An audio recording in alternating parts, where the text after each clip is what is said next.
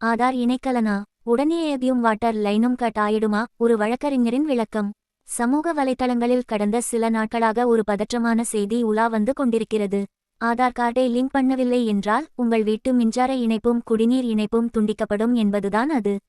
ஒரு மூத்த வழக்கறிஞராக இதற்கான சட்டப்பூர்வ உண்மை என்ன என்பதை விளக்குகிறேன். ஆதார் இணைக்கவில்லை என்றால் கனெக்ஷனை துண்டிக்க முடியுமா? முடியாது. நீங்கள் ஆதார் கார்டை உங்கள் மின் நுகர்வோர் எண்ணுடன் இணைக்கவில்லை என்பதற்காக உங்கள் வீட்டு மின்சாரத்தை யாராவது வந்து துண்டிக்க சட்டம் அனுமதிக்கிறதா என்றால் இல்லை. சட்டம் என்ன சொல்கிறது?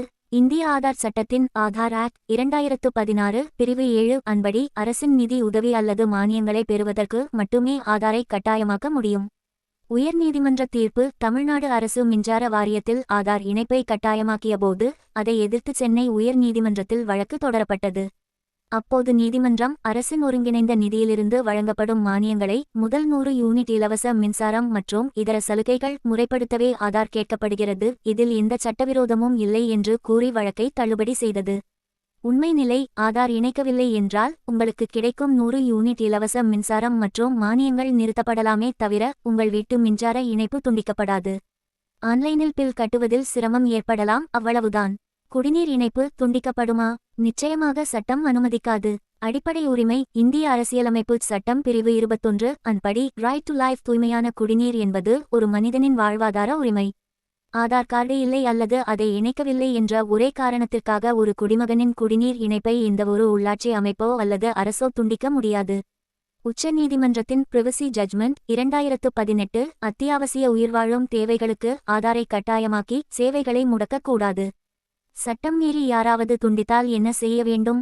முறையான சட்ட அறிவிப்பு, லீகல் நோட்டீஸ் இல்லாமல் ஆதார் இணைக்கவில்லை என்ற காரணத்தை மட்டும் கூறி உங்கள் வீட்டு மின்சாரத்தையோ அல்லது குடிநீர் இணைப்பையோ அதிகாரி யாராவது துண்டித்தால் அது சட்டவிரோதம் மற்றும் அதிகார அத்துமீறல் ஆகும். பொதுமக்கள் என்ன செய்ய வேண்டும்? நுகர்வோர் நீதிமன்றம். Consumer court. கட்டணம் செலுத்தியும் சேவையை துண்டிப்பது சேவை குறைபாடு டெஃபிஷியன்சி ஆஃப் சர்வீஸ் என்பதால் நுகர்வோர் நீதிமன்றத்தை நாடலாம். உயர் நீதிமன்றத்தில் ரிட் மனு பெட்டிஷன். உங்கள் வாழ்வாதார உரிமை பாதிக்கப்படும்போது இந்திய அரசியலமைப்பு சட்டம் பிரிவு 226 அன் கீழ் சென்னை உயர் நீதிமன்றத்தில் இடைக்கால தடை கோரி அவசர வழக்கு தொடரலாம். துறை ரீதியான புகார்: சம்பந்தப்பட்ட உயர் அதிகாரிகளுக்கு சிஎம் செல் மின்வாரிய உயரதிகாரிகள் உடனடியாக எழுத்துப்பூர்வமாக புகார் அளிக்க வேண்டும். மீறி துண்டிக்கும் அதிகாரிகளுக்கு என்ன தண்டனை? ஒரு அரசு அதிகாரி சட்டத்தை மீறி உரிய நடைமுறைகளை பின்பற்றாமல் தன்னிச்சையாகச் செயல்பட்டால் துறை ரீதியான ஒழுங்கு நடவடிக்கை டிசிப்ளினரி ஆக்ஷன். அந்த அதிகாரி சஸ்பெண்ட் செய்யப்படலாம் அல்லது அவர் மீது துறை ரீதியான விசாரணை நடத்தப்படும்.